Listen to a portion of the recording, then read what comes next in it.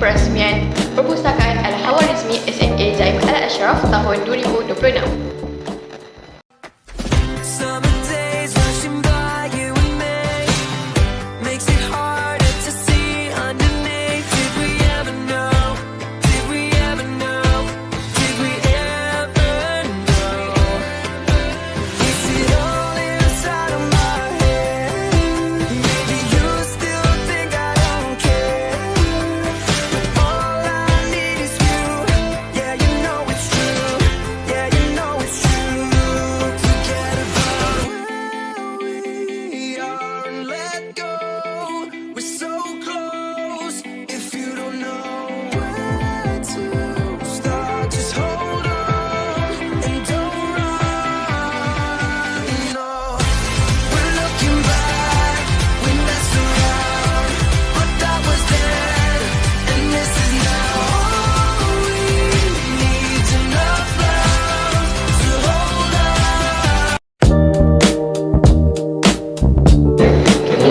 Assalamualaikum Yang Berhormat dan Terhormat bin Harimat Exco Pendidikan Pengajian Tinggi dan Hal Kepala Agama dan seterusnya Dr. Sri Nabi Hamid Pengerusi SMA Zaiman Al-Ashraf. Izinkan saya bertanya beberapa soalan pada Datuk. Soalan pertama, apakah pandangan dan harapan Datuk terhadap penjenamaan semula perpustakaan sekolah ini dalam memperkukuh budaya ilmu di kalangan murid? Okey, baik. Bismillahirrahmanirrahim. Assalamualaikum warahmatullahi wabarakatuh.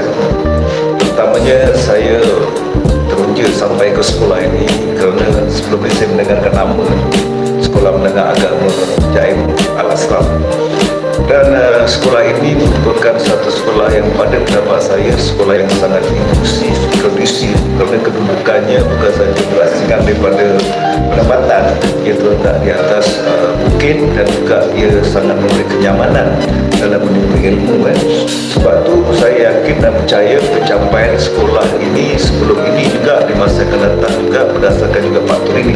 Selain daripada faktor-faktor yang telah digunakan atau digunakan pakai ataupun diadaptasikan oleh guru-guru dalam memberikan pendidikan kepada anak-anak kan, yang mana segala kecukupannya ada di sini, dan yang paling penting adalah sekolah ini mengimbangi antara duniawi dan juga agama.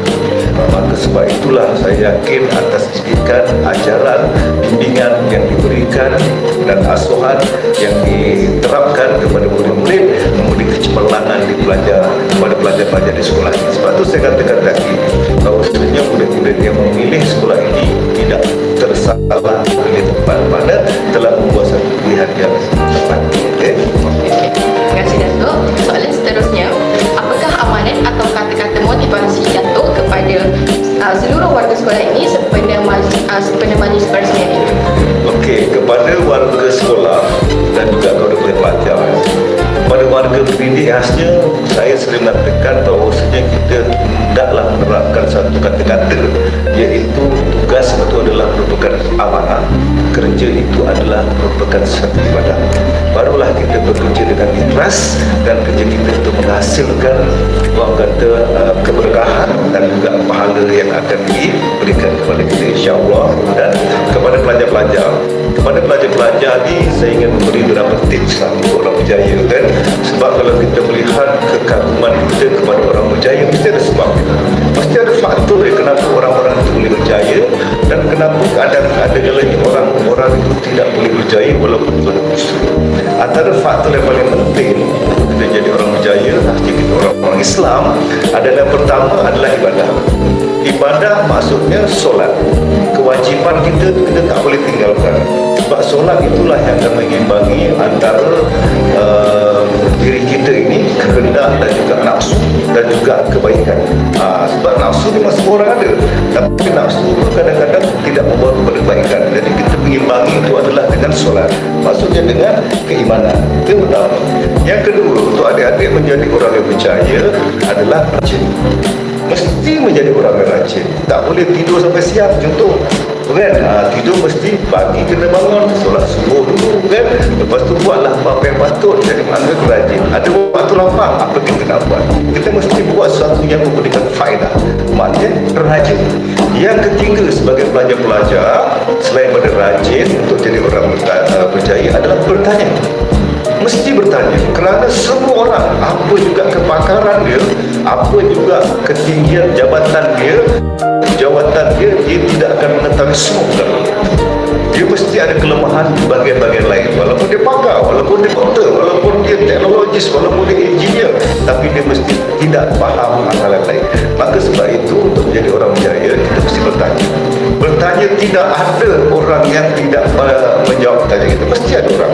Contoh, kita pergi ke satu tempat yang kita tidak tahu, jalannya kita tak tahu, kita tanya orang, nak pergi sini lalu mana, nak pergi sini lalu mana. Orang mesti akan tunjukkan jalan yang benar.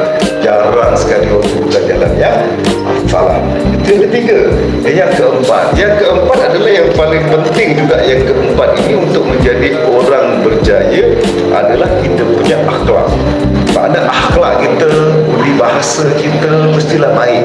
Kan kalau akhlak kita tidak baik, budi bahasa kita tak baik, jadi orang menilai kita, orang tidak akan memberi apa-apa kata bantuan atau pertolongan kepada kita. Tapi kalau akhlak kita baik, lihat oleh orang baik, akhlak kita puji, jadi langsung orang akan baguslah budak ni, baiklah budak ni, kita tolong dia budak ni, kita bantu dia budak ni, macam itulah. Jadi langsung hal itu akan datang kepada kita secara percuma.